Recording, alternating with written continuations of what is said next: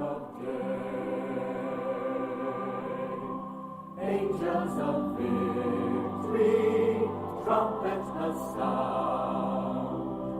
Sonat Kumara, thy triumph abound. Born of the cosmos, God's secret rays, waken the world to the breaking of day. Waken, O world, to the new golden day.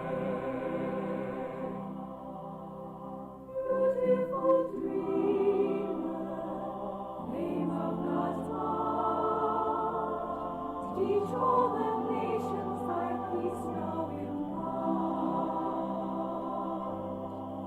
Gentle the zephyrs, like sonic rays, whispering hope for the new golden day. Angels of victory, trumpet the sound. Sonat Kumara, thy triumph abound. Born of the cosmos, God's secret rays, waken the world to the breaking of day. Waken, O world, to the new golden day. Beautiful dreamer, beautiful friend, white fires of Micah thy unity blend. Seamless the garment, robe of pure white, blaze forth protection, God's blue cosmic light. Angels of victory, trumpet the sound. Sonat Kumara, thy triumph abound. Born of the cosmos, God's secret rays, waken the world to the breaking of day. Waken, O world, to the new golden day. Beautiful dreamer, Mercury's son, twin flames descend from the great central sun. Alpha, Omega, beginning and end. Helios and Vesta, thy purity blend.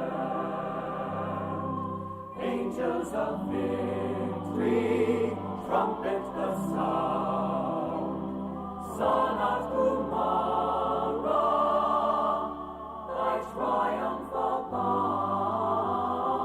Born of the cosmos, God's secret rays, waken the world to the breaking of day. Waken, O world, to the new golden day. Beautiful dream.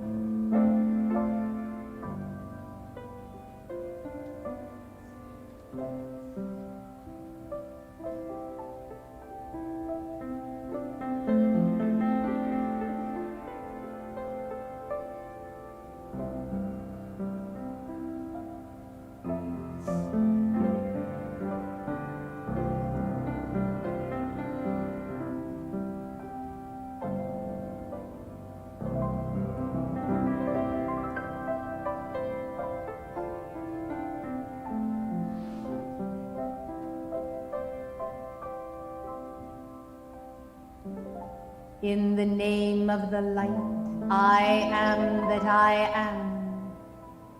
Send forth thy light, O living word.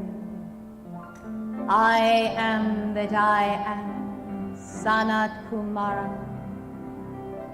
O Father, Mother, light, draw unto thyself in the great in-breath all that has been apart from thee, all that has denied or defamed thy name. Therefore let the dissolution of worlds, of anti-God, be the fulfillment of the eighth ray of the Buddha. O mighty spiral of our oneness, Alpha and Omega, in the divine interchange, therefore, let all unreality be dissolved in the nexus of thy reality, thy cosmic Christ love, in action in me now. Beloved Elohim, in thy name we bow before the Lord of the world, Gautama Buddha. Blessed Maitreya, in the garden of our heart, unfold the fairest flower of the Bodhisattva. O lightning of the mind of God, pluck now all that is extraneous to the vow of the God Self, thy flame of immortality burning in us. We do draw now thy flame of living eternality from the heart, and we ignite the flame of thy heart, the mysteries of thy rays, the mysteries of thy light and thy word. Eternal light of cosmos, I am calling thee.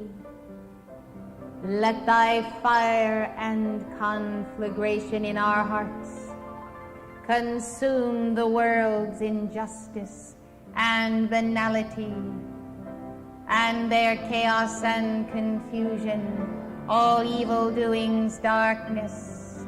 O light of Lanello, that I am, lo, I am, thy light in action, my beloved, in the hearts of thy 10,000 chelas, I am thy light in action.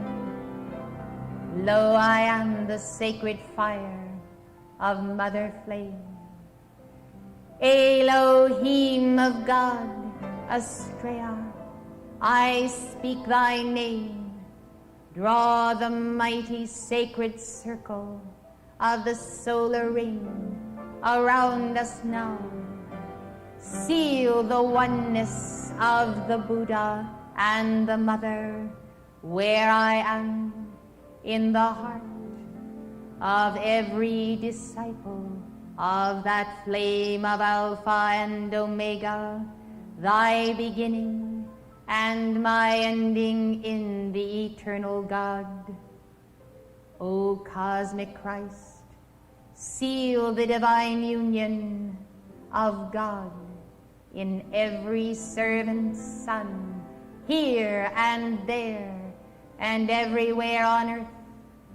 I am thy name, O God, Sanat Kumara, Holy Grail, path of perfection, Virgin's veil, O eternal light of the goddess of wisdom, goddess of truth, goddess of love and mercy and justice, and of the mind of all being, descend now, and let thy perfection reign.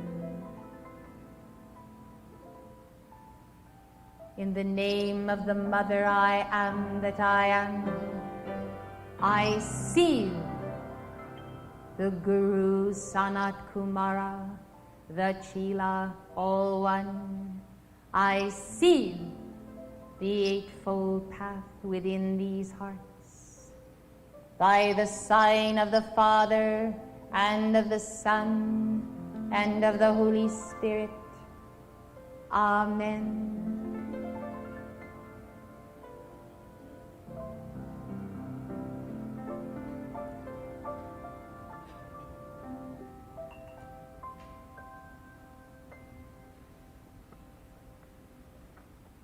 Well, good morning, everyone. It's good to see you all. Let us open our service with Song 527, Climb the Highest Mountain. Song 527.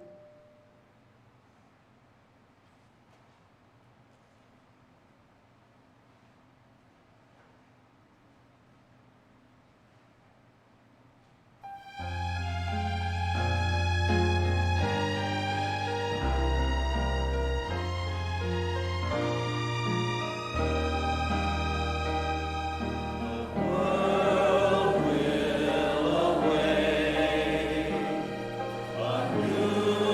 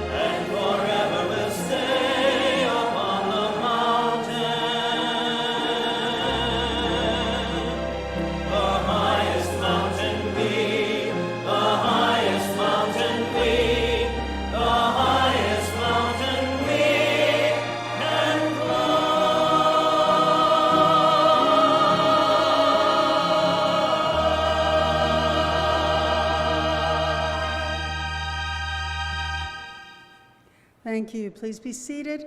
Take out your ashram rituals. We'll be giving the Great Central Sun ritual that starts on page 25.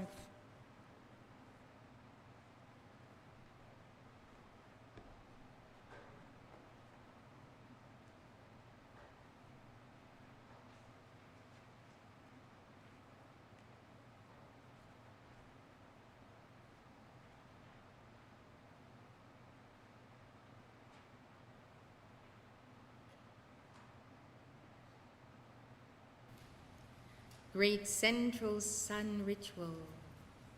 O cosmic Christ, thou light of the world.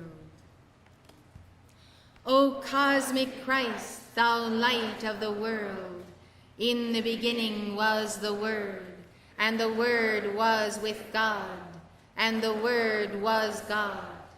O cosmic Christ, thou light of the world, thou art life, and thy life is the light of my being. Therefore I am the true witness of thy light, for thou art the true light which lighteth every manifestation of the Father, Mother, God, that cometh into the world. Thou art the Word who was made flesh, and dwelt among us, full of grace and truth in the Son, Jesus Christ. I am beholding the glory of my Lord and Savior, Jesus Christ, the glory as of the only begotten of the Father, who is also with me in my beloved holy Christ self. O mighty presence of God, I am in and behind the sun. I welcome thy light which floods all the earth, into my life, into my mind, into my spirit, into my soul. Radiate and blaze forth thy light. Break the bonds of darkness and superstition. Charge me with the great clearness of thy white fire radiance. I am thy child, and each day I shall become more of thy manifestation. I am that I am. I am the light of the world. I am the light of the world. I am the light of the world. I am the light of the world. I am the light of the world. I am the light of the world. I am the light of the world. I am the light of the world. I am the light of the world. O thou cosmic Christ, thou the empowerment of my sonship through Jesus Christ, I am born again. Not of blood, nor of the will of the flesh, nor of the will of man, but I am born of God.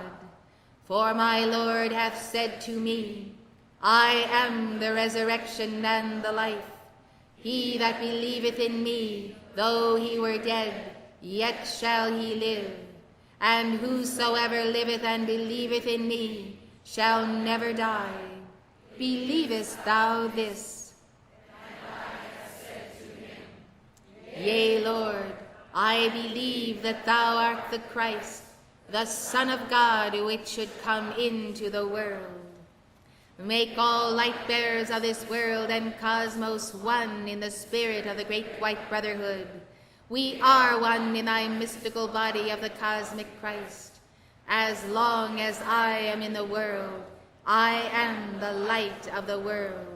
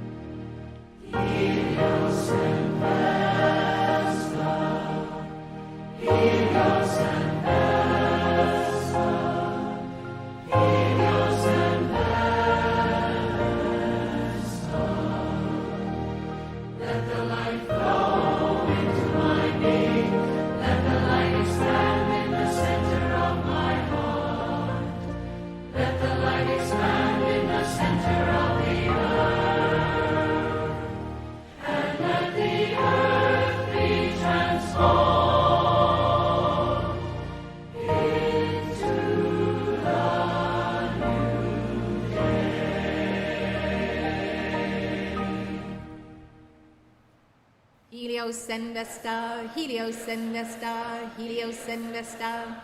Let the light flow into my being. Let the light expand in the center of my heart.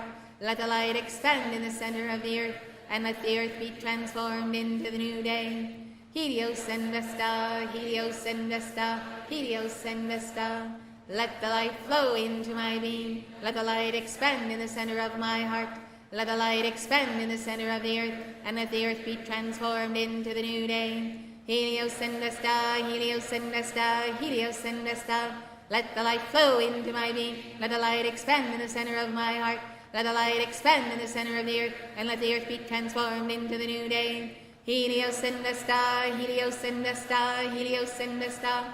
Let the light flow into my being. Let the light expand in the center of my heart. Let the light expand in the center of the earth, and let the earth be transformed into the new day. Helios and Vesta, Helios and Vesta, Helios and Vesta. Let the light flow into my being. Let the light expand in the center of my heart. Let the light expand in the center of the earth, and let the earth be transformed into the new day. Helios and Vesta, Helios and Vesta, Helios and Vesta. Let the light flow into my being. Let the light expand in the center of my heart. Let the light expand in the center of the earth, and let the earth be transformed into the new day. In the name and in the footsteps of Jesus Christ, I am a son of God. I am come a light unto the world, that whosoever believeth on the cosmic Christ should not abide in darkness, but should have the light of life. Jesus Christ, the same yesterday and today and forever. Jesus Christ, the same yesterday and today and forever. Jesus Christ, the same yesterday and today and forever. Jesus Christ, the same yesterday and today and forever. Jesus Christ, the same yesterday and today and forever. Jesus Christ, the same yesterday and today and forever. Jesus Christ, the same yesterday and today and forever. Jesus Christ, the same yesterday and today and forever. Jesus Christ, the same yesterday and today and forever. We are the light of the world. Our ashram that is set on the hill of the Lord Moria El cannot be hid.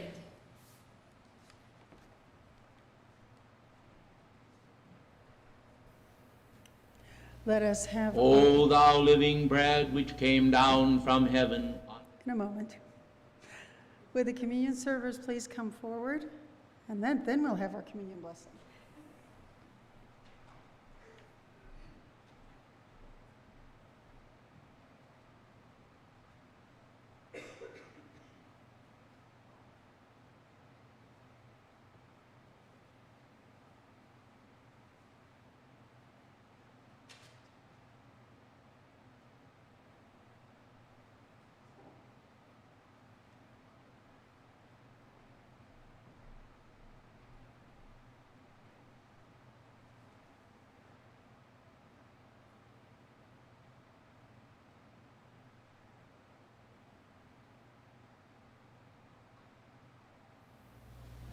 O thou living bread which came down from heaven unto earth.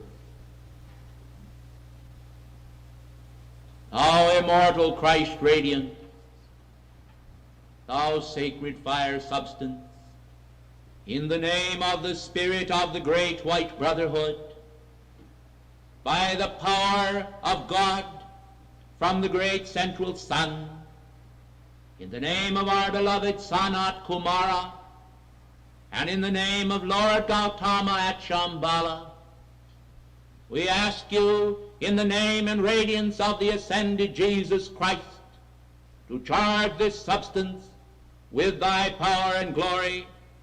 O angels of Saint Germain, angels of the violet flame, descend, we pray, and consecrate this offering now, this substance of faith, unto thy holy purposes. And do thou, O Melchizedek, priest of Salem, administer this substance unto man.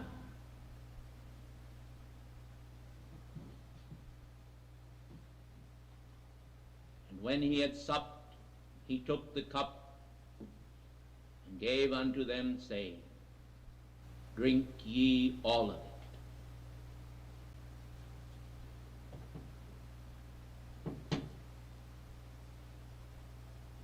Beloved Lord Maitreya, thou cosmic Christ and planetary Buddha, ascended Master Jesus, Lord Zadkiel of the sacred fire, beloved Saint Germain and Portia, thou mighty I am present from the great central sun, individualized for all, charge thy life into all this wine, the new wine of the ancient covenant, made new by thy Spirit, and let it be the very essence of thy life. In the name of God, we ask you to charge it, and charge it, and charge it by the power of the 3 times 3 with the very essence of thy life, and let all who partake do so by drinking into that one body. In God's holy name I am, so be it.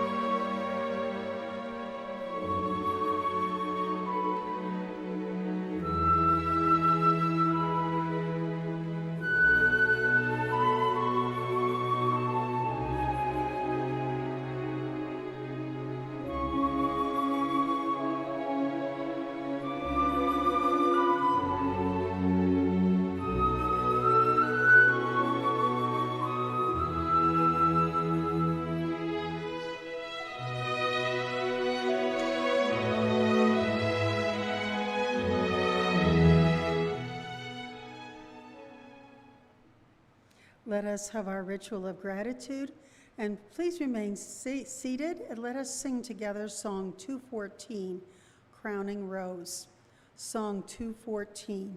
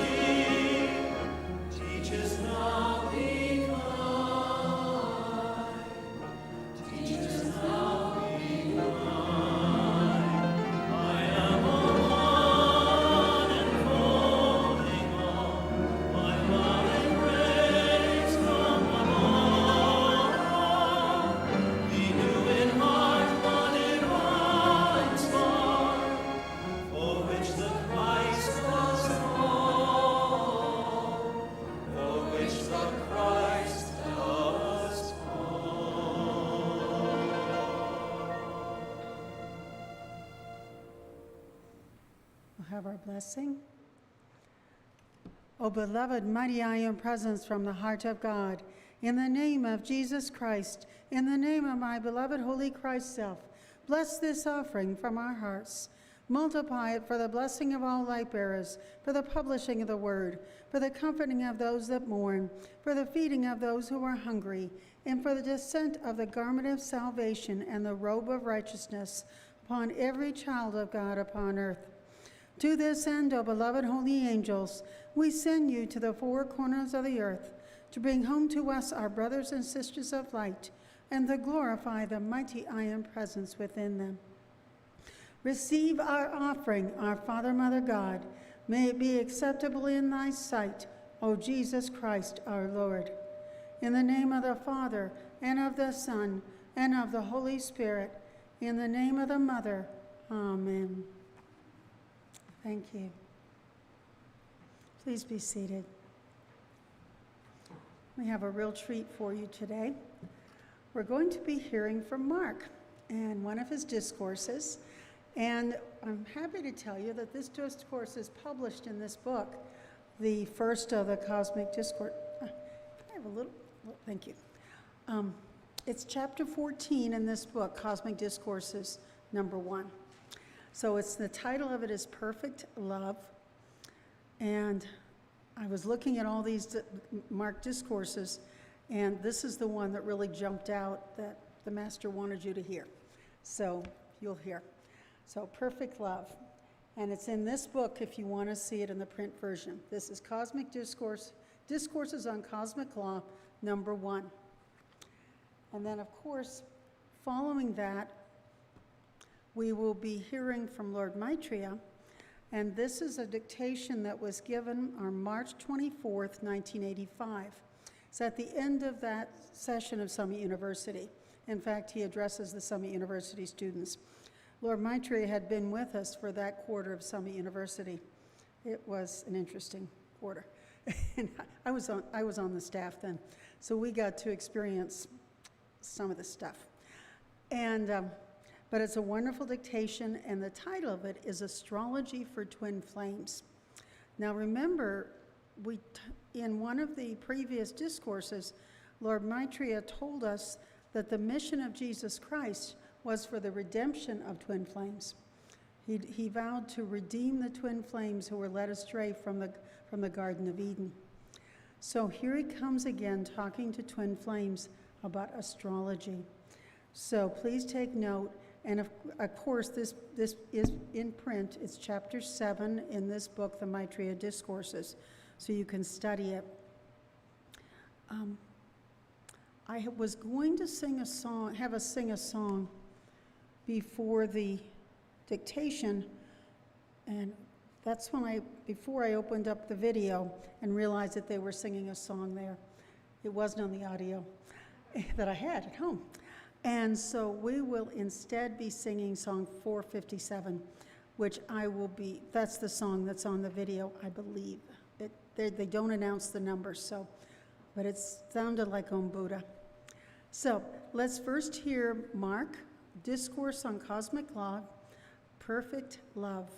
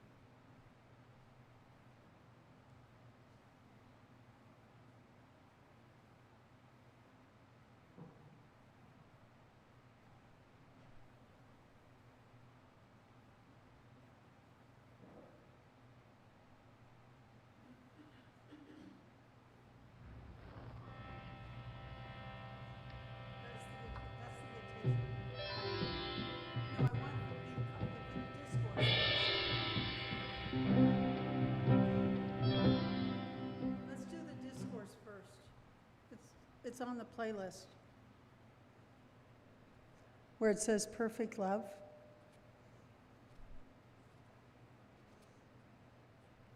At least I think I put it on there.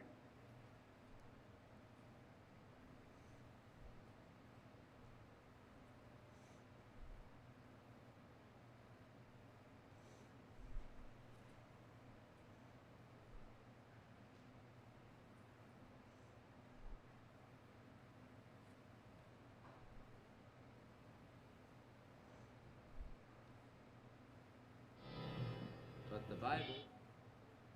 That sounds more like it.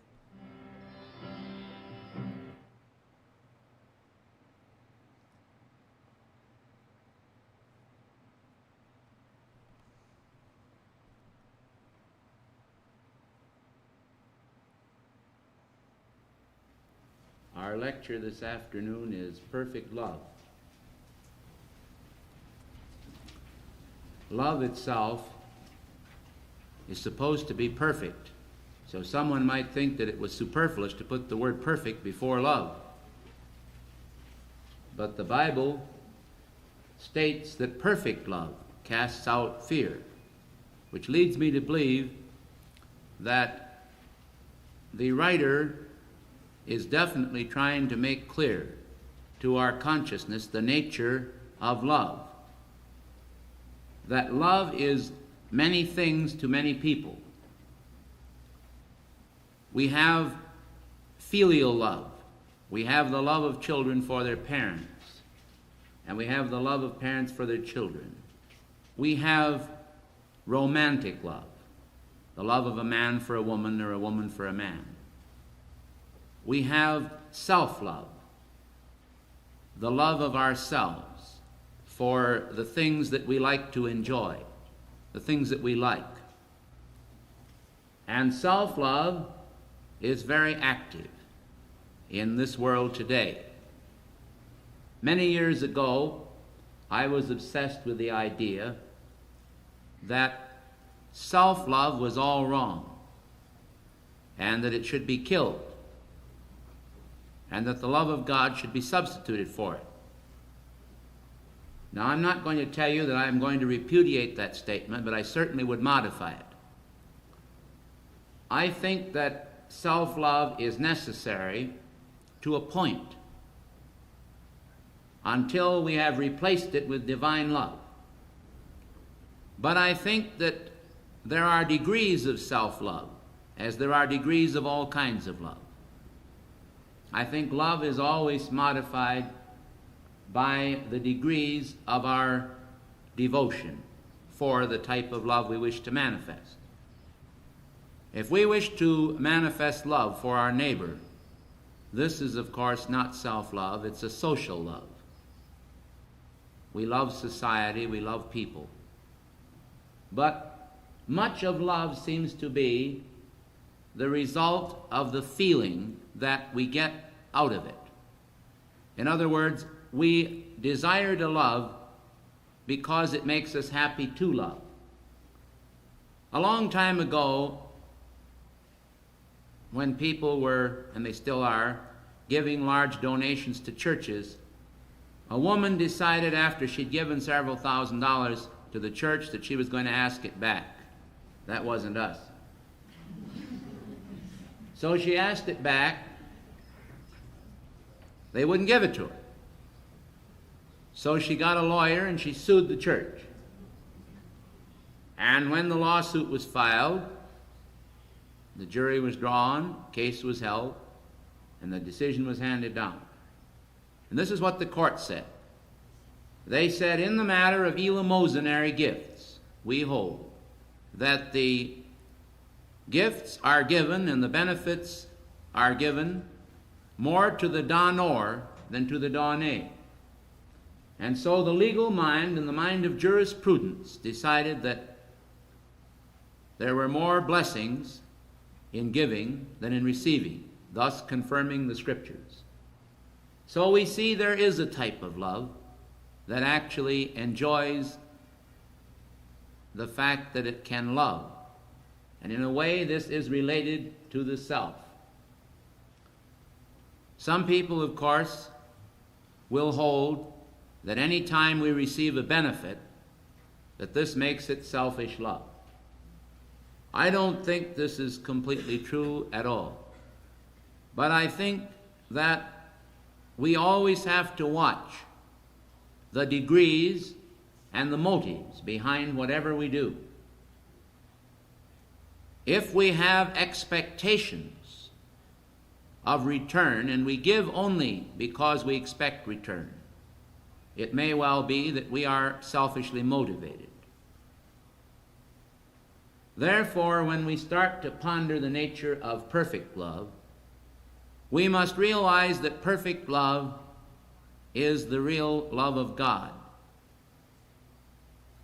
Because, as I see it, God does not seem to derive any great specific benefit out of all that he does for mankind.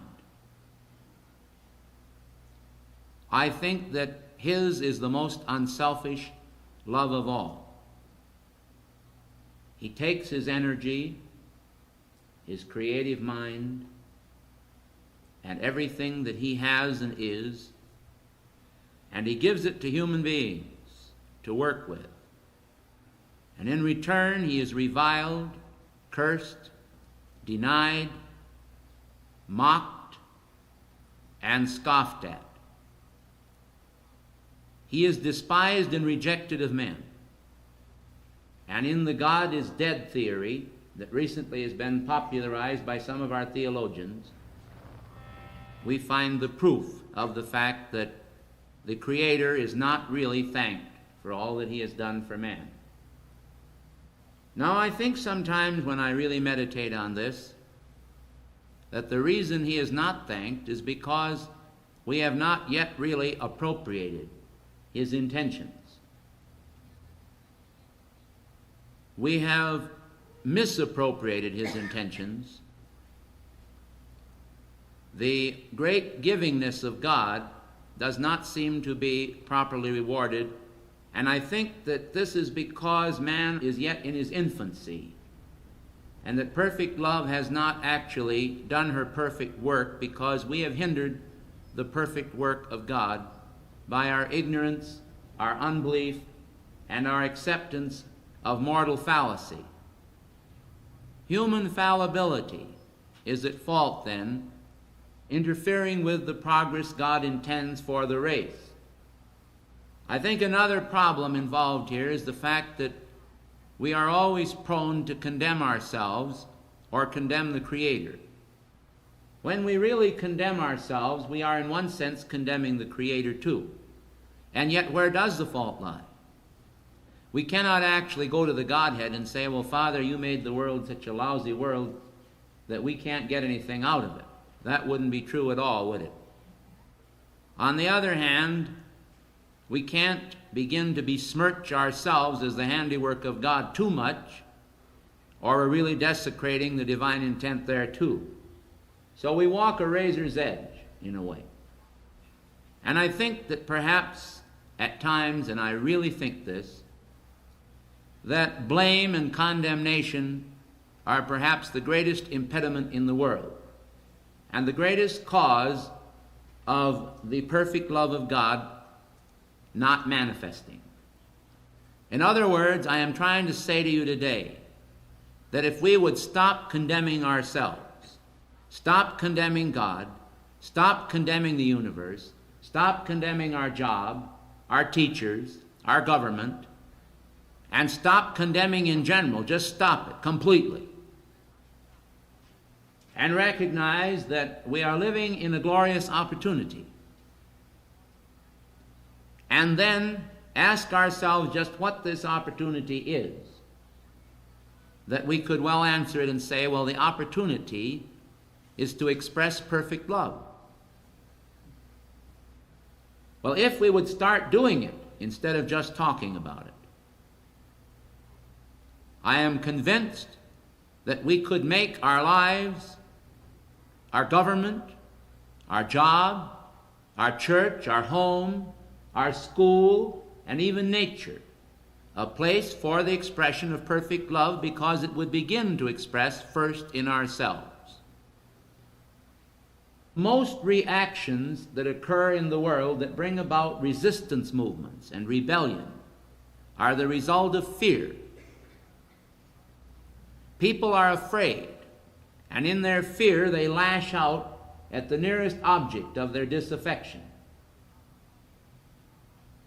So in psychology, we learn, too, that paranoia and even schizophrenia is really the result of traumatic fear, dominant fear, fear that becomes obsessive to the point that something has to give. And usually what gives is the mind. The mind divides itself in two because that's the way it can deceive itself. When it divides itself in two, one part of the mind says, now, I have to acknowledge this, and the other part says, I won't acknowledge it. This is a dichotomy. A tragic happening occurred in a trip from the East Coast by a lady and her husband. They had some children too. And they were driving along. She was at the wheel and her husband was asleep in the back seat when the car crashed head on and she was killed. The children were alive and uninjured in the car, and he was in the back seat without his shoes. When the ambulance came, the police, he got out of the car and they found him wandering around in circles. And what did he say? He said, if I could only find my shoes, everything would be all right. If I could just find my shoes, he kept repeating, then everything would be all right, over and over and over again.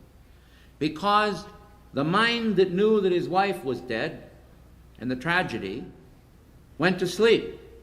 And the other mind, the false mind, come out and told him that if he could only find his shoes, everything would be all right. And this is a little bit illustrative of the dual mind and how it sets up a split pattern. Several years ago, one of the people that we had at our headquarters that subsequently left, being unfit for cosmic service, on Monday gave me a check for $1,000.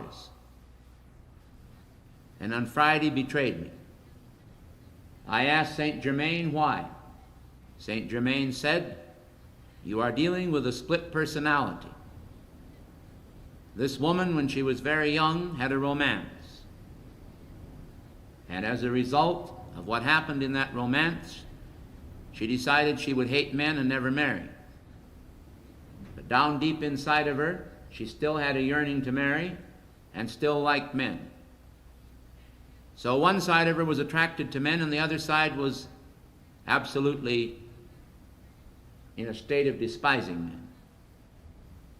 The master told me that this dichotomy had never been healed. And one day, Dr. Jekyll would work in her. The Dr. Jekyll of the good little girl that was very, very good. And then, on another day, the Mr. Hyde would come out from his hiding place, and he would act. And so this unfortunate state of circumstances existed to plague this poor woman. And had I never had the instructions of the Master, I would have remained probably to my dying or ascending day in a state of confusion about why in the world she would give me $1,000 one day and turn around and betray me another day. The personal aspects of this are of no concern of anyone's. I only cited it as an example. So, we then come face to face with the idea of self-condemnation in a matter of perfect love. We have mentioned condemnation of others. Some people justify self-condemnation on the grounds that they deserve to condemn themselves. We hold that no one deserves to condemn themselves because self-condemnation is equally undesirable with condemnation of others. It is unprofitable. But we wish to say that the discriminating Christ mind always knows when we err. And it is not wrong for us as divine seekers to recognize when we make a mistake. There's a difference in recognizing we've made a mistake and condemning ourselves. Some people go so far out on this no condemnation bit and this speaking evil of no one, they want to become like the three monkeys. See no evil, hear no evil, and think no evil. This does not mean what most people think, and I want to make this very clear. In the matter of perfect love, if love is to attain the majority of its perfection, it has to have the quality of Christ's discrimination. And it must be able to recognize the mistakes of itself as well as the mistakes of others. And there is no problem in this as long as we do not reach into the area of condemnation. However, if I were to be asked or consulted on this whole matter, I would say that I would think that people could have more discrimination towards themselves and less toward others, and they would be better off. In other words, I think minding our own business in the lives of others is very important. I think that unless we're consulted or asked, we should let people paddle their own canoes, with the exception of those who are teachers and are specifically ordained to bring forth truth. These people are supposed to do it. But the average person today is not supposed to interfere in their neighbor's business by condemning him. I cannot object to praise. I have never seen anyone harmed by praise, providing the praise came from a sincere heart and was indexed by genuine appreciation. If people have appreciation and they tell other people about it, these plaudits are often spurs of great joy. They're joyous spurs. When people are told that they've done something nice or that someone appreciates them, and I don't care who it is, you tell your neighbor this, your friend you meet, you say you're glad to see them. These things generate a little oil that smoothens life's pathway. Now some people then come along and say, well, why should we just pass out the oil? If they deserve to be condemned, let's condemn them. I repeat, no one deserves to be condemned, for the simple reason that evil acts themselves are their own condemnation. People are quite wise until they start being foolish and deceiving themselves by tricking themselves with a double mind, where they try to tell themselves that it's not so. As one of our brothers and sisters in this group once told me, say it isn't so. Just saying something isn't so does not alter its structure at all. We cannot and ought not to be ostriches. We ought to be realists and see just what is going on in the world and in ourselves. But it's a real funny thing that people will see evil everywhere and condemn it and stub their toe over the littlest bit of good that's anywhere and not recognize it. This is also the nature of us all as people. But I want to emphasize this afternoon that I think that a very, very small percentage of the universe is bad. I think the majority of the people are good. Good in their intentions, good in their resolves, good in their concepts of destiny, what they would like to be. The yearnings of the soul, gilded as they are by the divine framework, sort of carry through the whole fabric of life. And I think that nature is good. And the stars, the sunset, sunrise, the sweetness of the scent of flowers, freshly mown hay, the babbling brook, singing birds, and the hopes of heaven. I think the world is, as Robert Louis Stevenson said, the world is full of a number of things. I think we should all be as happy as kings. But the difference between should be and are is two different things. I am convinced that most people in their despairs despair most about little things. Large, ominous ideas and illnesses and things like this, these sometimes come unawares on people.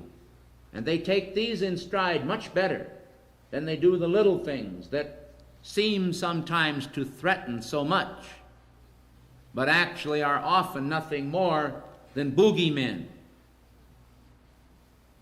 Because there is a great deal of happiness in the world that shows that the perfect love of God is a leaven working in society. I've had conversations with Master Moria. He gave us quite a talk this morning. That talk was not intended to smash or blast your hopes, but to show you in a way that heaven is laughing at the ridiculous situations people put them in, because if heaven does not mock them, human beings might take these things seriously. And we are convinced that this age, regardless of what happens to it, is going to pass into history. And we are convinced that if we don't get it now, ultimately this world is going to get her golden age. What we would like to see happen is have it happen now while we're here. You see, that's the whole thing. And I don't think we can blame ourselves for desiring to see that perfect love. After all, in one way, it's the stair steps of all the ages, and now we come to the landing place, you see. From the time of Christ, from the foundation of the world, mankind has tried to move toward a parliament of man from the standpoint of the divine idea. Certainly not from the idea of Nimrod, who builded a tower, the Tower of Babel. Not from the idea of one world, from the standpoint of these one-worlders who want to go ahead and just unite people together, like I was talking about tying the cat's tails together and throwing them over the clothesline. It's not a matter of union, it's a matter of unity. We want a one world, all right, and so do the masters. Moria pointed that out in his encyclical. But we don't want one world at any price. The reason we have different nations and different churches, different philosophies, is because they fit the needs of different people. Everyone isn't going to be able to accept our philosophy simply by reason of the fact that they are so much dyed by the dyed-in-the-wool concepts of orthodoxy that they're as good as dead. They won't change. They've made up their mind to it. They'll tell you this. And I think there's nothing worse in the world than to waste our time trying to change these dyed-in-the-wool people. There are an awful lot of people in the world, and many of them have no church, no philosophy, and no sense of direction. We get them every once in a while in fate ads. They write in. They don't even know that a Bible exists. Some of them have never heard of Christ. We are tutoring some of them in the things of Christ. And these are Americans. We have learned of people where the mother and father never mentioned God in the home, and they never knew anything about God. And it may come as a great surprise to you to know that Mrs. Crystal Anderson, who was our first secretary, scarcely knew the Bible and was raised more or less along the line of practically no religion. Crystal was always interested in our quotations of scriptures from the Bible because she herself had no training in the Bible. Many of our people are, of course, Christ-oriented from an early Christian home. And when they find the teachings of the Masters and understand how those teachings enable them to fit together like the pieces of a jigsaw puzzle the many mysteries of life, they are extremely grateful for it. And they should be. We all should be. For I think basically that perfect love has synthesized the many philosophies and religions into a complex whole that is very orderly and sweet.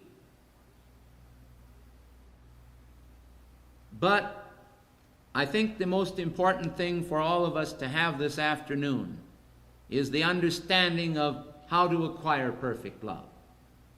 And I fear that the acquisition of perfect love is related to the attention and to energy, both. If, as the Russians have now said, they have discovered that time is energy, and we can accept that, then we have to realize that the substance of our lives is made up of time, and time's synonymous energy. So it isn't just what we do in the class here that counts, but it's what we do away from the class that counts. What we do here, of course, counts. But what we do here will become more transcendent and perfected in love if we are functioning when away from here as we are intended to function. And the perfect love of God will enable us to cast aside sophistry and wit and bring into manifestation the real Spirit of the Lord, the real Holy Ghost, the real breath of God in our lives. I think one of the problems that I faced myself in accepting this idea was the fact that I was of the opinion that perhaps the Holy Ghost was so holy that it would annihilate me. I thought that I would become full of holes, that God would shoot me full of holes, there wouldn't be anything left, and I was afraid I would lose my life by becoming too holy. And I'll just bet you, if some of you would admit it, you've had some of the same ideas. So you try to hold on to your life and you wind up losing it because what you're holding on to isn't anything that really is the same, has no constancy whatsoever.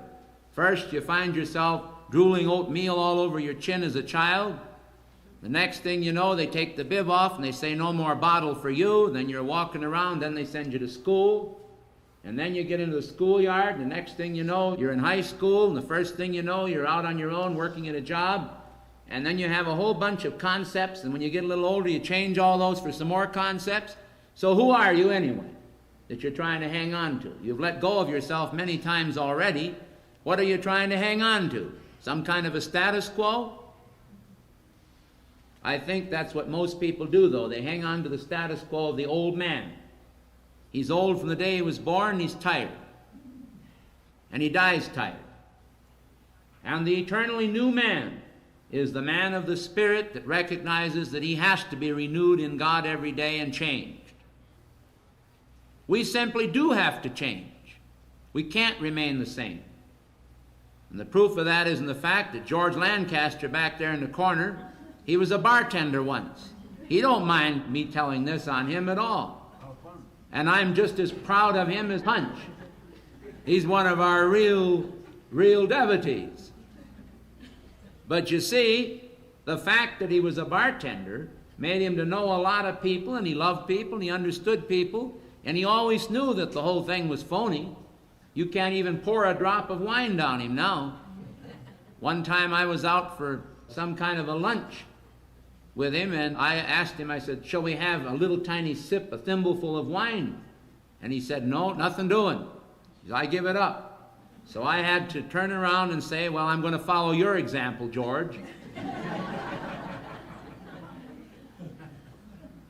Which is a bit interesting, because this perfect love is practical and down to earth. You can use it in your daily life to improve your business, your understanding, and your friendships.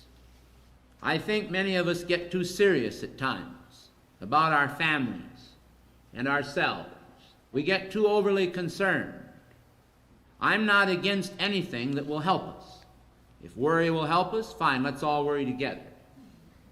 Continuing on with this perfect love, I want to admit that all of us will do things and say things at times that may not always be agreeable to others. I mean, I've been a bull in a china closet in my life many times, but it has never been through intent. I have never tried to sit on anybody or hurt anybody. I've sometimes opened my mouth and put my foot in it. You know what I mean. But the thing is, You either have to be a man of action or a man of inaction. You can be so scared to live that you don't do anything. And I believe that perfect love casts out that fear. And I believe you have to run the risk of trying to serve God, of doing your best. And if you're going to head an organization like this, you're going to have to be unafraid to make statements. If you make a wrong statement, well, you just have to trust that people will understand that, you see. Because the lives of all of us have had many shames in it. If not in this life, then we've had it in the past. And there isn't any one of us that hasn't made a mistake. We haven't been on this planet this long without making some mistakes. But regardless of that, I think the apostles and the prophets and the great men, spiritually speaking, down through the ages, have been full of mistakes. I think they've made a lot of mistakes. But what would we have done without them, mistakes and all? What would we have done without them? I'll say it'd be dark ages. So we have to face the realistic view that we are moving onward to a perfection that we seek from whatever plateau we are presently on.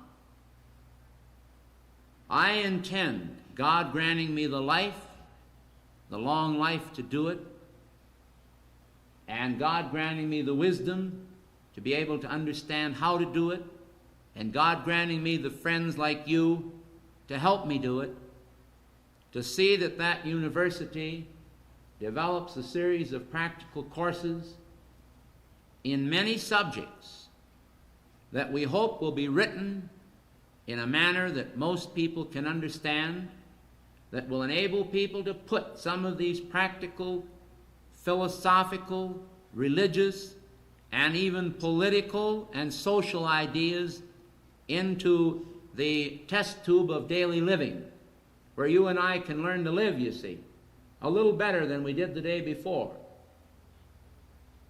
I think that all schools and all classes and all instruction and the whole business here on this planet that we call life is all intended to improve the strain. I think there are retrogressive forces in the world. I think there are forces and things that we can do that will retrogress us as well as progress us. And I can cite several of them. I agree that LSD and all dangerous drugs can retrogress man. I do not believe they will progress man. I believe they are retrogressive agents. I believe that beer, wine, and whiskey, taken to excess certainly, can retrogress man. Used moderately, very moderately, they may have a medicinal place. I know in Europe, the Europeans have a glass of beer and they feed their children wine like water, and the way they handle it, I can't say that I can find as much fault with them as the way we handle it here. I mean, they understand it. However, when you get to really know the truth about it all, you find that the creation of fermentive beverages was brought down here by the Luciferians originally. It was not an activity of God. That's why the proverb says that strong drink mocks, you see. However, I also believe that cigarettes and tobacco should be discarded if possible by the students, but as most of you know, I never condemn any of you who do smoke. I don't condemn anybody for anything. It's their business. But I still am going to take a stand and say that I think we'd all be better off without it. I think it is a retrogressive agent also in a minor way. Physically, I think it is a deteriorating agent, in many cases responsible for lymphatic diseases, emphysema, lung cancer, throat cancer, and also tuberculosis and heart trouble. So I think we'd be better off without it. I think sex is another act which, while it is very vital to the procreative world we live in, we have to keep creating, we have to keep having children or we'd all die out. We have to give livestream the chance to come in. I think excess sex used entirely for pleasure can raise people up to great heights of ecstasy in 1 minute and drop them down the next to in such a terrible state of confusion that they don't know whether they're coming or going. And I think that can be a retrogressive agent when it's abused. I think the love of a man and a woman, if they're disposed to be in love, can be a very beautiful experience, and they can be helpmeets to one another and do a lot of good for one another. And I think the celibate that wants to choose the celibate course can make his peace with God in the divine romance. And he can even, in many cases, he or she become attached to a spiritual being. And it will not be a sex activity, it will be a raising up of the sex energy to the head, where it becomes a sacred activity, because the word sex really is sax. It comes from sacerdotal and sacred. The sacroiliac, sacroilium, huh? And I think all things are wrong only in their abuses. And so the perfect love that drains us of fear must take dominion over all of our acts and make them spiritually creative acts. We have to begin to do as God did. Perfect love will teach us how to create a perfect body. Great saints have had sicknesses. Don't think they haven't. Look at Ramakrishna. He died with cancer of the throat. There have been many crucifixions. St. Teresa had cancer on the knee, I believe. Great afflictions have come to great saints. But on the other hand, what I am citing for you this afternoon is the spiritual power of the creative divine mind in man, that is able to create by perfect love the perfect body. And forgetting the karmic patterns that anybody may have, or the projected patterns of human hate that they may have projected against them, man left alone that will perform a creative act on his body can completely rejuvenate and regenerate his body by the Christ mind. But one of the most beneficial things to do is to regenerate the mind before you try to regenerate the body. Otherwise, you're almost doing like Jesus said, before you start putting wine into a bottle, you first get a new bottle. And the chalice of the consciousness, or the chalice of the mind, should be renewed so that the content will come in, the renewing content, and then the content can be imbibed by the soul, and one can start about the business of building a perfect body by the perfect mind. But you know who the bugaboo is? You know who the serpent in the trees is? The winding, sinuous emotions, the puny little ego that with the puny intellect that always opposes the Christ mind combines together, the puny intellect and the puny ego, and gets his feelings hurt because someone doesn't notice him. Right when somebody's trying to lead a spiritual life, right when somebody is trying to do their best to renew their mind, right when they're doing the best they can to renew their body, along comes the human ego and gets its feelings hurt. And then the ego, with its hurt feelings, starts to generate the emotional whirl in the solar plexus. And that's like a spinning top. And it just pulls the mind and the whole being, the body and all, into a drain. Only it's a reverse spiral. You're going right down the drain. You understand what I mean? Why? It just seems as though the world's literally going to fall apart if you get your feelings hurt. And what is the cure? I think the cure is Christ understanding, providing you can vigilantly see that Christ understanding is given voice at the time you need Christ understanding, to stand up here and say when the boat starts to rock and the storm of the emotions comes up, peace, be still, and know that I am God. If we would only do that, we wouldn't be disturbed by other people. When the boat starts to rock, right away seize it. Don't wait. Don't wait until you're all stirred up and then try to control it, because then you've got a demon on your hands and it'll be stronger than you are.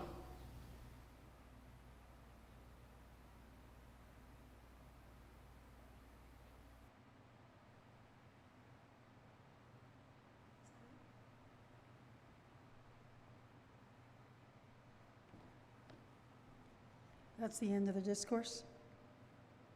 Yes, must be. Okay, good. Okay, next we're going to have our dictation. And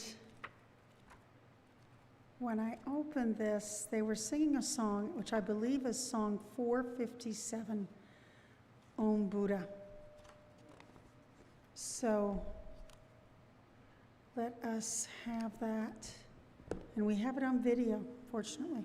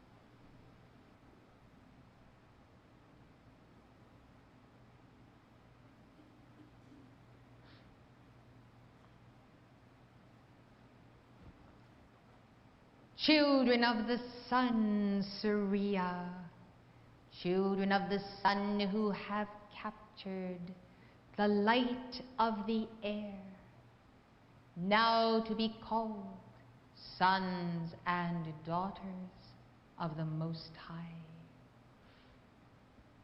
inheritors of the light, the putting on of Christhood, Buddhahood, is the return, lo, the ascent unto all that I am.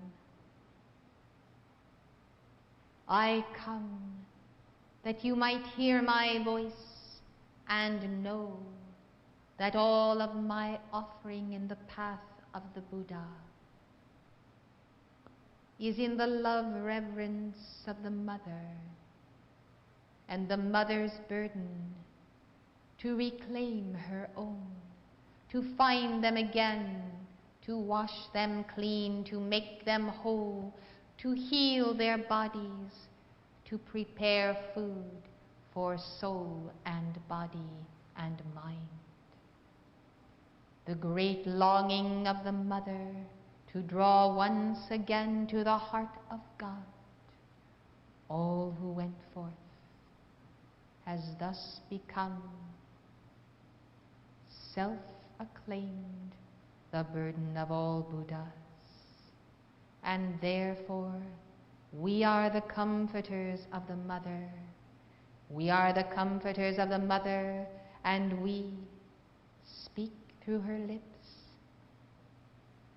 the ancient teaching. Mother then becomes the Word. Mother then becomes the embodiment of Buddha and of Christ. For it is the feminine light going forth as universal Shakti that draws once again the disparaged and decimated parts of the soul. O blessed ones, know the longing of the world mother to put back together again the Humpty Dumptys of her children that had fallen from the wall, the great wall of China, which brings the memory of the wall of Shambhala, which became necessary with the densification of the world. And the wall becomes then the etheric octave that descends to cause the great Shambhala to be invisible, no longer to be found in the outer. Thus, the Lords drop the veil over the cherished places, and the etheric retreat is born suddenly when before it was physical. God then hides himself in the heart of the mother, and so many sons and daughters ascended have gone forth in her name to rescue her offspring. She will never rest until they are found, and one by one, compelled by her eye and sternness, by her love and wisdom, by her determination to look once again at the law, to look again at the first love, to remember the golden days in the central sun, to remember then the point of origin. Know then that many have come to be the saviors of the mother's children, and the teaching has been taught, and the publication of my own has been seen by you in this past year to also come through many a heart, as Saint Germain and El Moria and others, including Mary, have expounded upon the light of Maitreya, the great initiator. So I am called, but realize it is a mantle also. For who is the great initiator but God? Thus I am known as the great initiator, as the instrument, and for the mantle and the honor bestowed. Remember, I am the vessel, as you are the vessel, And you may also choose what is poured into that vessel, what rare wine of the Spirit distilled, that its essence might nourish and enliven those cast aside and left for dead on the road of life. And how do you become the one who determines what is poured into the vessel? It is an alchemy, a chemistry itself, to line the vessel with the particular virtues that will magnetize the polarity of those virtues, creating the wholeness of that virtue I am, that I am as above, so below, perfecting the matter virtue as custodians of the trust, of the abundant life, of the land, of the community, of the Sangha, of the Buddha. Thus you line the chalice of being with the quality rare, and it must attract the fullness of the Sangha, of the Buddha, of the teacher, of the Dhamma. Blessed hearts, go then from the periphery of manifestation to the heart of the gem, and find the diamond heart that all who have won show forth. And it is truly their badge of the path of the Bodhisattva. Sometimes you do not know when an ascended master has reached the fullness of Buddhahood. But do remember that all of the Great White Brotherhood, whether ascended or unascended, are on this path, and individual and personal Christhood as defined by the Lord Christ both contains the elements of Buddhahood, but is also a link in the chain of that full becoming. On the one hand, Christhood being the first step and the first fruits, and on the other, its culmination in the crown chakra being the open door to manifold manifestations of the causal body, ring upon ring of the marks of the Buddha. Therefore strive in the degrees of the law outlined by the great Bodhisattva El Morya.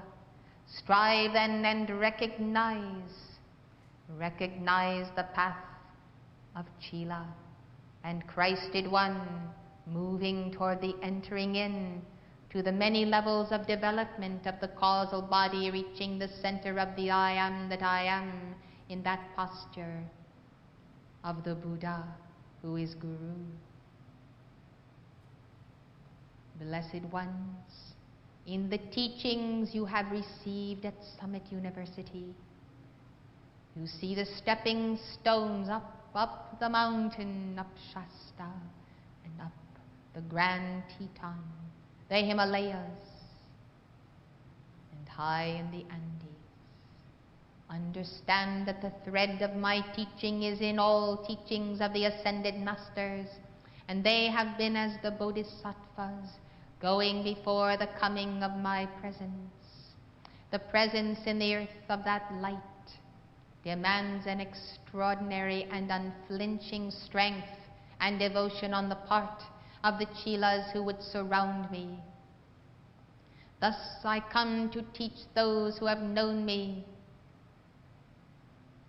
in the colored glass and the crystal of the classes of Summit University, those who have known me in the disciplines and the challenges of life as a member of the messenger's staff, those who have known me as keepers of the flame and students worldwide. I come that you might have the realism of a perspective of what it means, and why so long is the coming of Maitreya. Why is the coming so long? It is that we must be certain of rings of light as bodies of chelas, ascended and unascended, who can hold the balance for the light descending and the darkness that does assail it. You see, beloved ones, the point of difficulty is summoning the forces, the concentration, mastering the time and space to challenge the anti-Maitreya, to challenge all those things arrayed which have been exposed by the Mother who has been the instrument of the Buddha, and exposed by the Buddha as the instrument of the Mother. We see, therefore, that the concerted dynamic decree and the call to judgment does summarily dismiss the illusory, unreal ones who have made themselves the ultimately real ones of the earth. Thus, I would say the most necessary attainment is the perception of how powerful the call and how nothingness the adversary. When this is ingrained and the momentum is gained, and your voice is heard into the night, you can understand, beloved ones, that the aura and the presence of Gautama, of Sanat Kumara, is well served through my mantle. And I am graciously, in the bliss of the Almighty, and in the heart of the Chela this day, in gratitude to be the representative of both the Lord of the world and his Chelas. In each case, I consider myself most supremely blessed and fortunate and highly favored by the Lord God. To represent Gautama is to be entrusted with the most tender heart and a universe of a mind of God so vast as to be aware simultaneously of all sentient life, and to be tutoring, initiating, uplifting, nourishing, or chastening that part of life all at once, almost too grand a contemplation for these octaves. Yet this is a person and not a computer. This is the mind of God incarnate. Thus contemplate the infinite God by his representation in Gautama, and understand that it is the quality of compassion that flows in this divine circuitry passing through all life. For each Buddha lends to his sustenance of life that peculiar and special quality. Thus contemplating Surya of the sun, blessed Surya, one comprehends how each thread of light is chastened, enveloped by the fiery electric blue of the devotion of the will of God and God government, and one sees permeating the very pores of his subjects that blue of the world mother. And in the path of Gautama one sees the gold and the pink, separate and yet sometimes blending. And one sees a tenderness which gives all life on this planet a certain sense of well-being and enjoyment, a feeling of being loved even when they prate about their being not loved by their parents. There is a certain sense of at-homeness in the world, which comes from the heart of Gautama and can be amplified through your heart by the path of the ministering servant. I bring to you the sense then of yourself as an extension of myself, who am an extension of Gautama, Sanat Kumara. And that, beloved ones, your heart may become as a fiery furnace, sacred and intense, in which you store light, far more light than those not on the path, and are truly a transformer of worlds. And by that heart, when you stand in the presence of the children of the Mother, they can no longer be the same. They must be different. They must know joy. Such is my presence in the messenger. If you elect then to have that increase of light of the heart, pursue the teachings in an orderly manner, for certain mastery is required, that you not misuse that light. For misused compassion may become possessiveness or tyranny. You see, when I pour that wine of compassion into the heart, reflective of the ruby ray, if the heart is tinged with untransmuted substance, It will change even the formula of my own distilled heart's essence. Thus I have spoken of lining the chalice with the virtue below of that which is desired from above.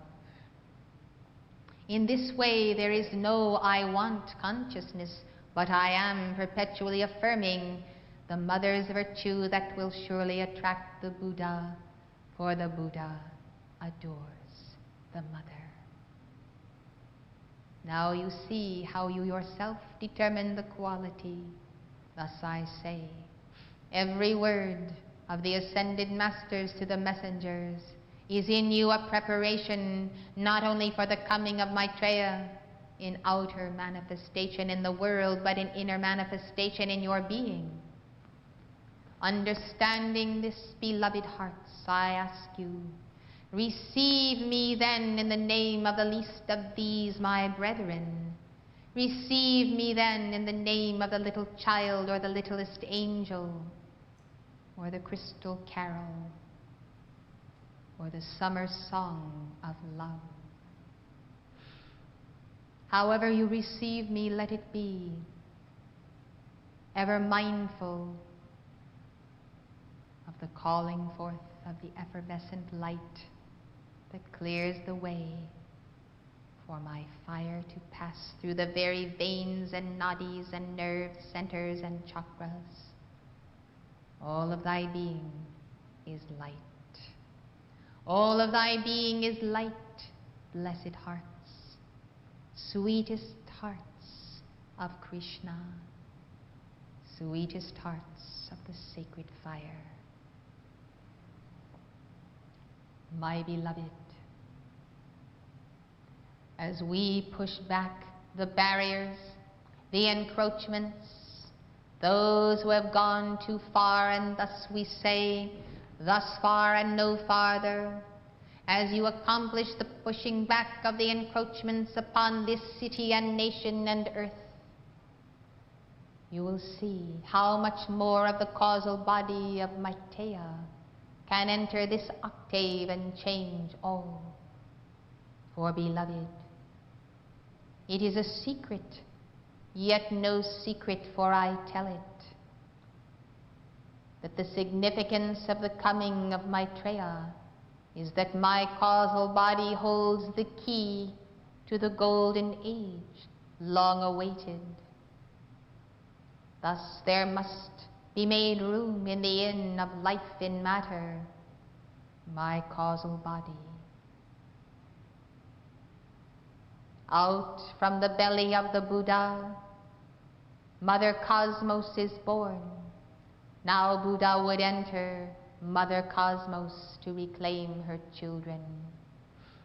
How can I fit when space is occupied by so many, many things?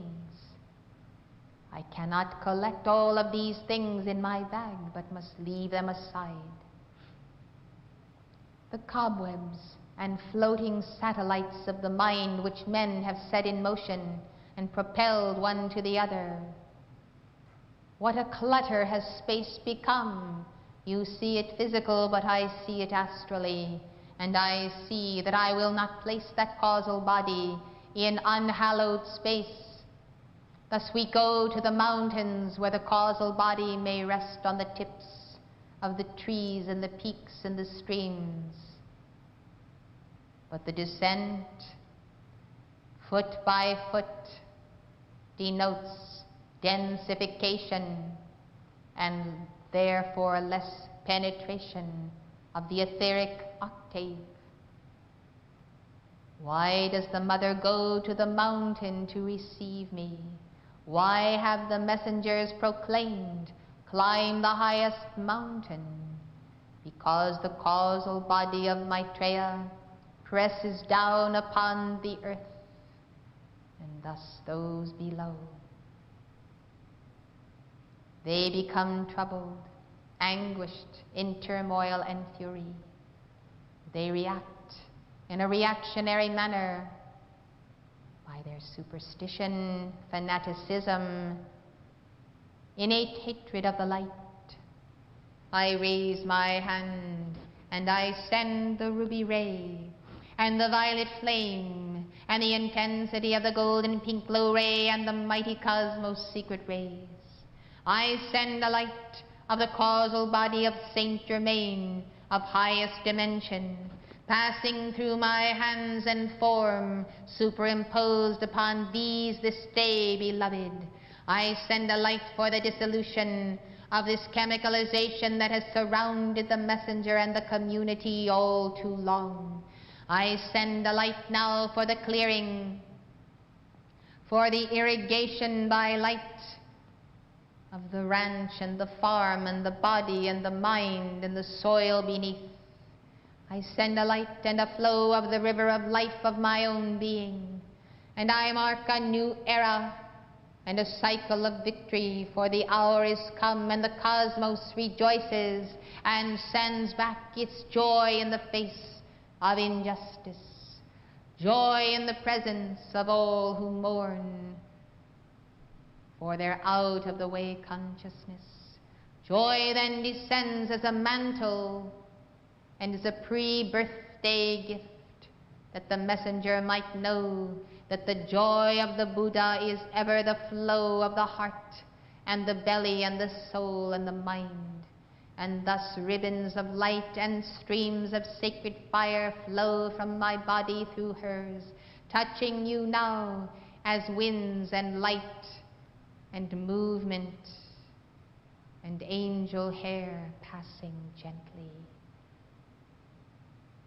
Our beloved, so know that cycles do indeed turn, and they turn because you take the strong hand and thrust the prayer wheel and give the decree and establish that momentum in the face of those who surely come, the dark ones and so forth, by many names. They come, but they also go. They represent the antithesis of the yin and the yang, as they pass through sine waves and then are spent. Thus, beloved, the they of whom I speak are a breed who occupy or use or borrow many bodies for a moment and then are gone. Beware then the rape of the etheric body and the chakras by those who come perhaps not as evil ones but as definite tools of darkness. Beware how they come to poison and turn aside. Beware, O children of the sun. For I am that law that does deliver thee, and the means of deliverance which you have seen as the clipper ship is truly my causal body. It is my Eden of light forged, one created to contain all of you in the mystery school. So it is beautiful to contemplate this area of the nation. Yet we must be in the mountain for the lowering of the causal body that is the key to the golden age. We must blend the golden spheres of our causal bodies. Jyotil has come, and Kuthumi, take full advantage of such opportunity. Increase then the yellow sphere and know it is the abiding place of the Buddha. And when you desire to go to the heart of your causal body in the attainment of Christhood, to be with the Buddhas, you must provide them room, and have expansive room established as the mind of God, focused in that golden yellow sphere. Thus, the many mansions and the halls of the mansions of the causal body are for the entertaining of the bodhisattvas. Thus, in the mother's house are also many mansions for thy habitation, and secret chambers, and places to play hide and seek, to find me and lose me again. For the mother's play is always that you might receive the initiation of Maitreya. I commend you then to the earnest study of the stages and periods of the path of your becoming the Bodhisattva. Truly the opportunity are the gates opened wide, the doors that are opened of cosmic spheres. These open doors are the chakras and the causal bodies of all beings of cosmos who have graduated out of the grips of mortality to become the immortals. And they have sent me in their name to speak to you in this moment concerning the false astrology of the world.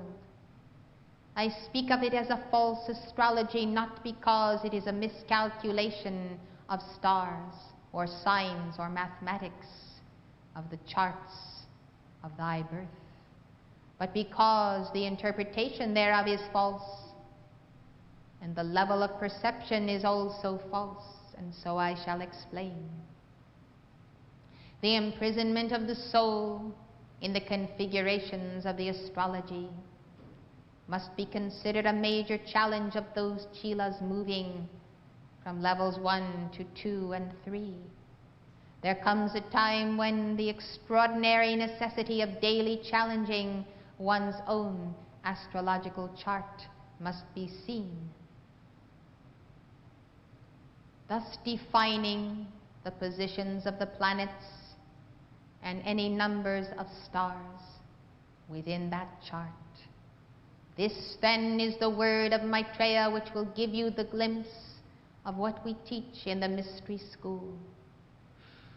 You must make the alternate chart, which is the true chart, whereby you designate, according to your best understanding, the replacement for each and every planet or star with the causal body of the ascended masters of your devotion. Now there are indeed cosmic beings and masters close to you whose causal bodies are specifically used, for instance, to counteract the negative aspects of Pluto or certain negative aspects created by combinations of planets. But we shall not reveal these at this time, preferring rather that you assign out of the meditation of your heart and call for the causal body of any being to replace that position degree by degree of any planet in your birth chart or your progressed chart, the natal chart. Any of these three or other combinations that may be read by an astrologer will show different configurations of transiting planets. Thus come to understand, beloved, that though there be benign as well as negative influences, the relativity of astrology must be replaced by the absolute presence of the true stars, who are the causal bodies and truly the masters in the causal bodies whom you call forth. Therefore recognize no other influence in your life except the causal bodies of the entire spirit of the Great White Brotherhood, forming the true rather than the false astrology of thy life. Remember, beloved ones, that until thy karma is ultimately and fully balanced, that false astrology and the emanations of the lower spheres of the planets will have its effect upon you unless you insulate yourself and give the violet flame and challenge those forces and those negatives, and therefore also replace them with the call to the masters to place their presence and causal body there, and to seal off and bar from your life those projected negative influences that are actually the harbingers of your returning karma. Karma comes to your doorstep daily by the world's astrology, the false astrology. False in the sense, therefore, that you need not reap this karma, but transmute it before it arrives at thy doorstep to disturb thy life and cause all manner of problem. If you only invoke the violet flame and give your decrees without composing for yourself the dynamic decree to challenge these momentums, You may find yourself free of the karma, but burdened by the momentum of the astrology itself, even as human habit patterns endure beyond the karma which was causative in their being made in the first place. Thus, two actions must be taken: the level of personal karma as it affects life, and the matrix in the astrology of the natal chart. And those progressed charts which can be calculated. Realize that the challenging of those momentums is the key to the overcoming of trial and temptation. However, these charts that are calculated according to the worldly astrology must only be done by those astrologers who have the mind of Christ and who are not caught up in the world's sense of the influence and ultimate power of astrology over the life stream. Therefore, we caution and look to a clearinghouse of those who can produce such charts for our chelas, who enter the mind of Christ and commune, and may deliver the understanding without delivering the fear or the anxiety that a greater knowledge of one's destiny brings. We have never recommended astrology as a pursuit of our chelas because it so often makes them fatalistic and invariably causes superstition or the fulfillment of the chart merely because it is present in the mind without hardly an emotion attached thereto. Thus we give a teaching that is reserved for those advanced enough to maintain the control of consciousness and to look upon the astrological chart as a mathematical formula that can be broken by the mind of Maitreya with you, by the mind of the cosmic Christ. This is my service to life. This is my coming to earth for the neutralization of those momentums that plague the planet from various force fields in the matter universe, where negative momentums have been set up by the fallen ones, or where the remains of ancient cataclysm and betrayal and darkness has stained and spotted those planetary bodies or celestial bodies, whose auras therefore become the means of the negatives of astrology calculated in the chart and at your doorstep each day. I merely say to you that the study of this is an extension of the understanding already given by Mother Mary's cosmic clock. It is an understanding you can pursue and thereby gain great mastery. But if you are not determined to give the daily call and the decree concerning this, then it would be wise not to even begin to study your astrology. For to know it and not master it is far worse than not to know it at all. Thus I caution and thus I reveal what formulas and mysteries and alchemy may be gleaned in a further and more organized study of this entire subject. In the meantime, whatever information you have, you must daily make the general call that the causal bodies of the entire spirit of the Great White Brotherhood seal then the astrological chart in every level and in every aspect, releasing only the light of the great central sun and first cause, and thus make the call for the transmutation of the karma that would magnetize and make you vulnerable to these planetary and interplanetary forces. The gravitational pull of karma is the same as the gravitational pull of the worlds. Those who are karma-free are neutralized from that pull when and only when they eliminate from their four lower bodies and mind the momentums that created the karma and the personal human habit patterns. See then how cause-effect sequences can go into the flame, and how this can be done by the mighty figure-8 flow. And do consult the messenger for a plan of action that may be implemented for your grace and self-mastery. No longer desiring to see you subject to the burdens unseen and unknown, I have thus spoken on behalf of many beings of light who offer their causal bodies this day.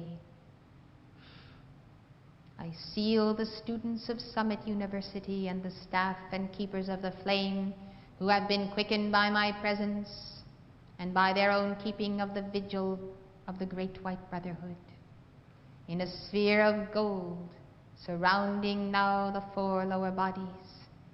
It is a matrix as much as it is a sphere.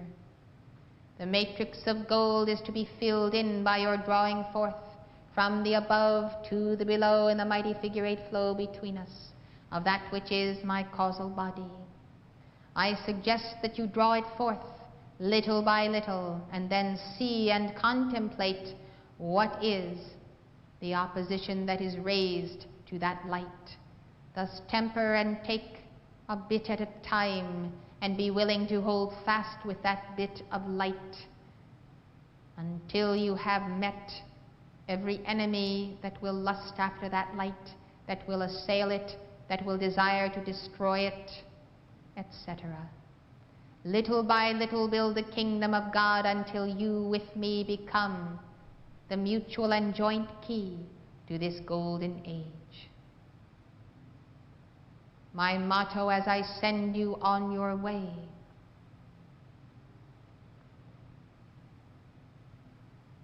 step by step, the kingdom is one.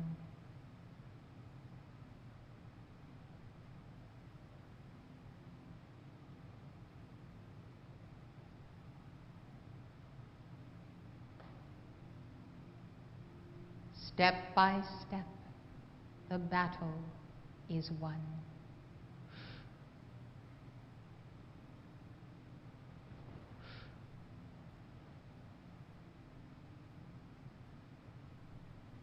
The mantle of Saint Germain descends.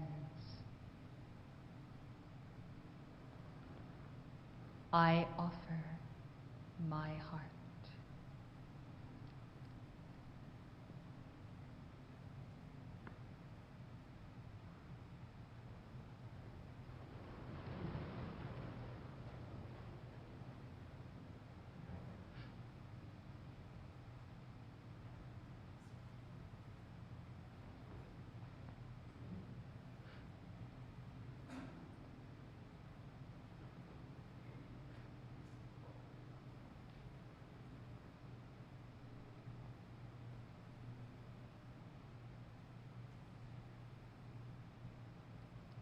Thank you for your presence as receptors and preceptors of Maitreya today.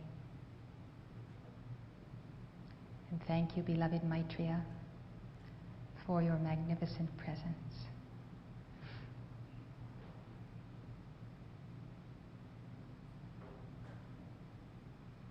Let us truly applaud his coming in our midst.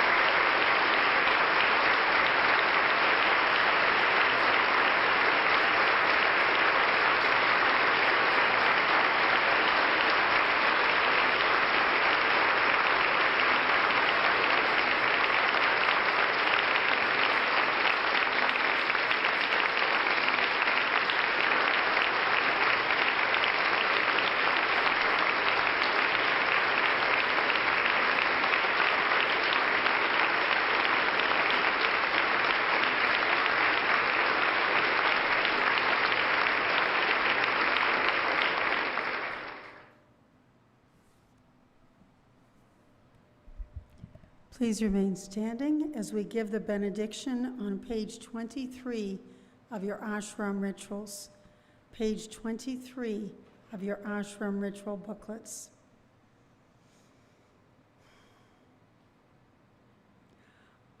Together.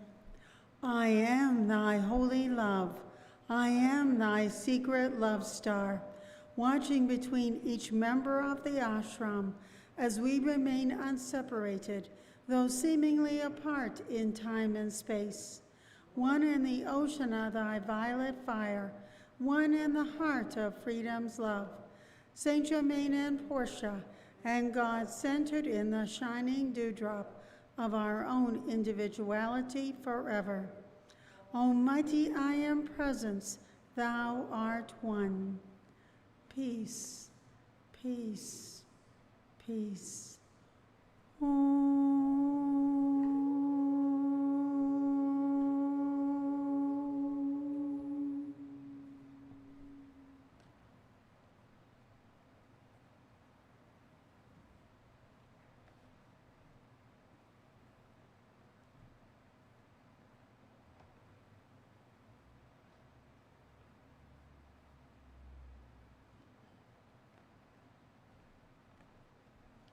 Thank you, everyone.